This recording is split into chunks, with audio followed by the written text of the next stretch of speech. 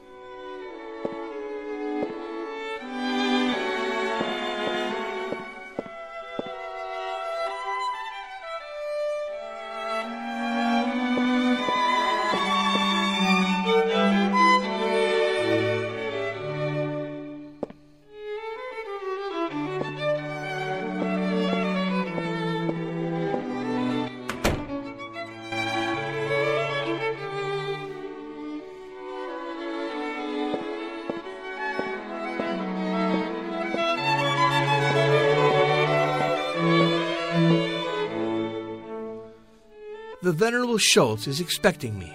Please let him know I'm here. I see that you are now wearing the proper attire. The Venerable will see you immediately. Mozart, I'm so glad you could make it. We are welcoming a new apprentice, young Anton Epoch. Anton specifically requested your presence at the ceremony. He has composed a symphony and would like you to direct it. Venerable, you do know I only direct my own compositions. Certainly, but meet him, listen to his piece, and I'm sure you're going to like it.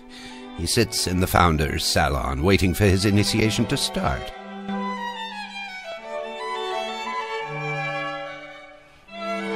Ah, I'm so happy you were able to free yourself. I'm appalled to have to report that the Young Epoch is a forger. Mozart, quiet down. This is surely a misunderstanding. It will be cleared as soon as Anton is allowed to talk. Rumors pretend that the Emperor has disappeared with his army. That's sad news, as he always protected our Masonic activities. Should the Emperor pass away, Leopold will then step up to the throne, and as far as I know, he disagrees with our practices. The Emperor is fine. I met him. It's hard for me to believe you, Mozart. I wonder if you are not the object of some kind of fabrication. Members of the Assembly will now cast their votes in order to decide whether we welcome the Young Epoch in our circle of initiation. Of course, Mozart, you shall vote too. The apprentice strongly wished so. I'm not sure I can have an objective opinion about him, Venerable. We keep our quarrels outside the temple. I entrust you with the coffer we use to cast our vote. You should prepare it as required by the rite.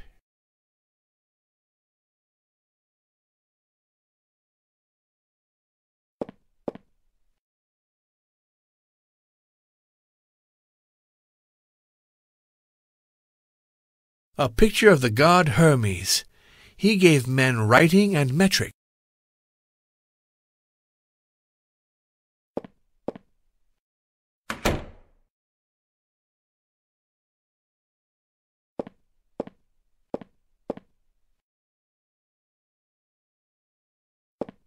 While you're here, you should take the time to get acquainted with the rites of our Prague chapter. Observe and wise up. And then what should I do? You seem to hesitate on the proper order to place the sacred tools of our brotherhood. I doubt that you are wise enough to prepare the coffer if you ignore the just order.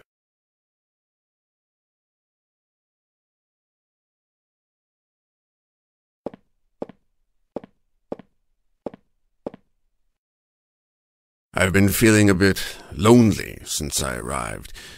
Would you be able to arrange for some female company, Mozart? I need the Masonic tools to prepare the voting coffer. Is that so? In this case, take the square, Mozart, and use it wisely.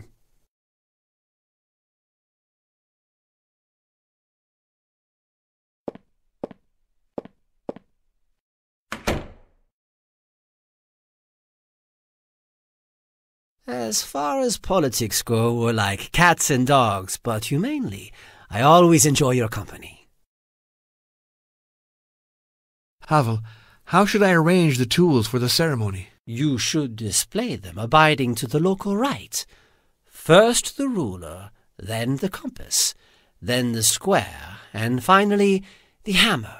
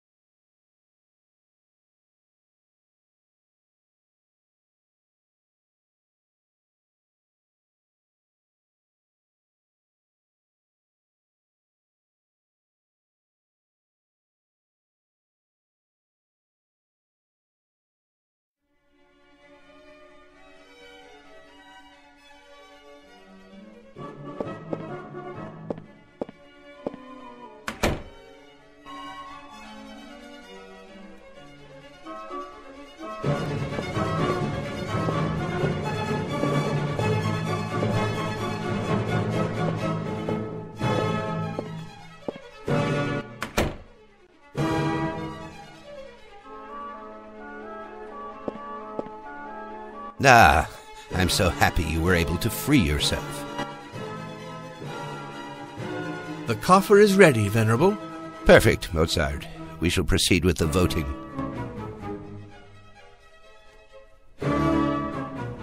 All the brothers have voted. Now it's your turn, Mozart. Take this. The white ball means yes. The black one means no. The vote is not secret. You can ask who voted what. In order to make your decision, you place one of the balls in the coffer.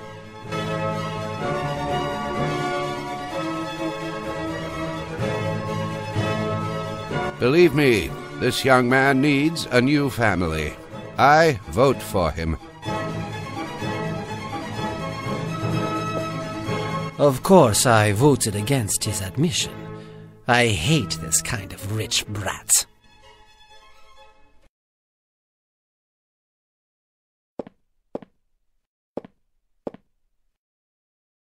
Don't worry, Mozart. I cast my vote against the admission of the young troublemaker.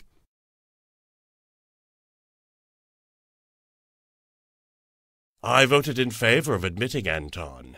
This young man is part of a very reputable family, and I am fully dedicated to his father's satisfaction.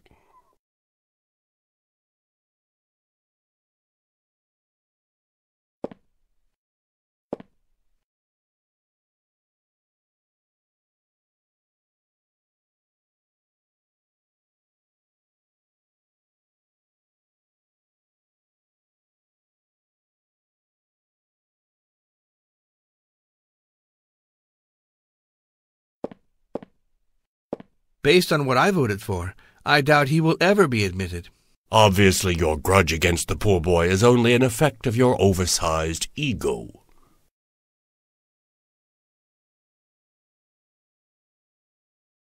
I voted against him. He needs to be taught a bit of savoir-vivre. I can't agree more with your decision. The honor of Freemasonry is at stake here.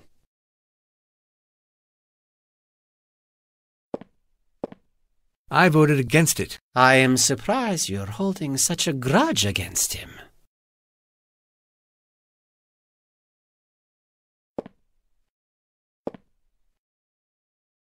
Sirs, I regret that you decided to reject the request of Anton Epoch. His father and him will be deeply disappointed. I will inform him of the sad news now.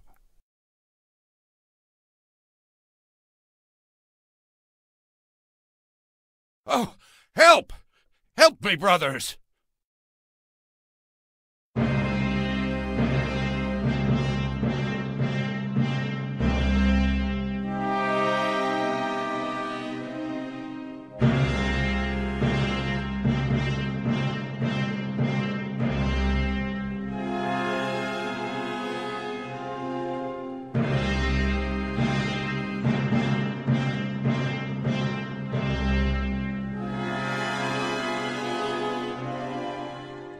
I found him like that when I entered the room. I don't know what happened.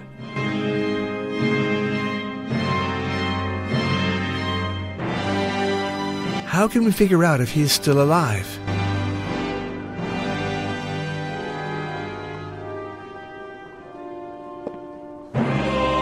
I sent a page to get a doctor. I wonder what happened to young Anton.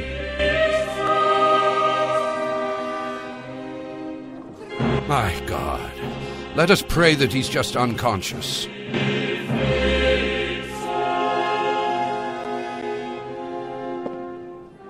What do you make of what's going on? If you ask me, I guess Young Epoch was raised in wealth. Maybe he was not used to the kind of tension that comes with the test we put him through. Well, I confess he came across as a disrespectful daredevil, having the nerve to mock my work with such abandon. Don't be so harsh, Mozart. Nobody here wished for the young apprentice to be so cruelly hit. You're right. In fact, I don't hold any resentment against him, although he was quite insolent. Let's hope that Anton Epoch has just briefly fainted. Is young Anton of fragile health? I don't know. I don't really know him. This is the first time I meet him. It so happens that some people are born with a certain frailty. I met a doctor who professes that these diseases can pass on from generation to generation. You seem shattered by these dreadful events. These hindrances only delay my return to Edinburgh. I hope Schultz will be able to spend some of his time with me.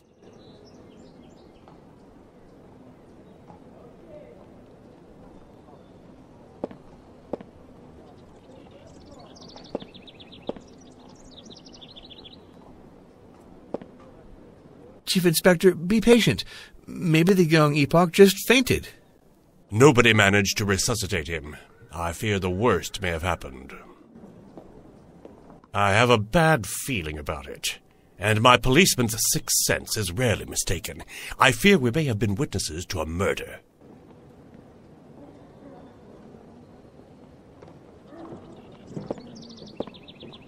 He seems lifeless. No wound is visible except for that mark that seems left by a needle. I can't really say whether he is dead or alive.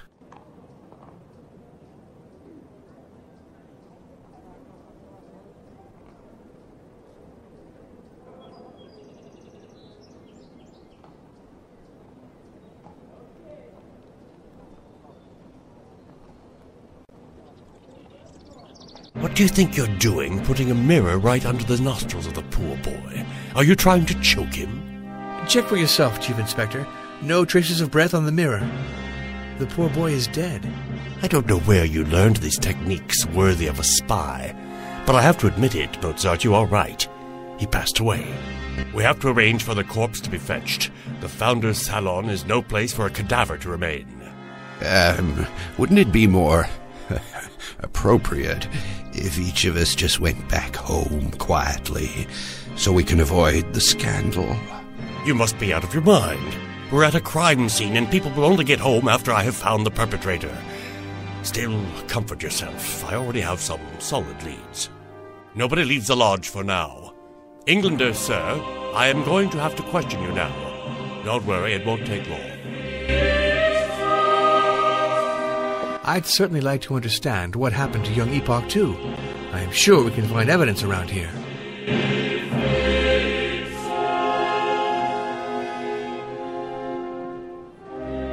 So here's the so-called score of Anton Epoch's symphony. It seems like a crude mimicry of the adagio of my own 38th symphony, the one I dedicated to the city of Prague. With a few corrections, I can bring it back to its original state.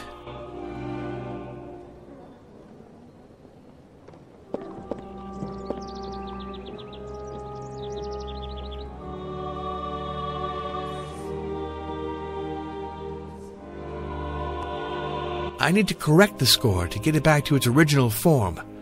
Let's do it.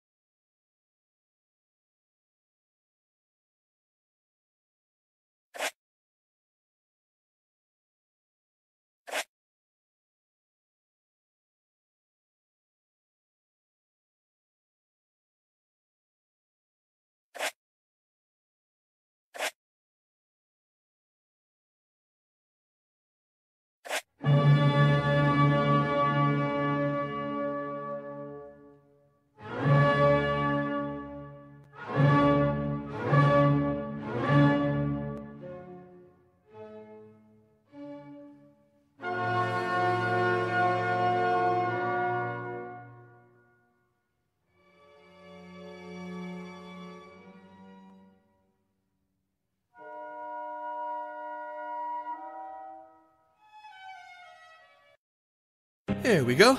The score is completed. Here's the adagio of the symphony back in its original glory. Let's hear how it sounds on the pianoforte.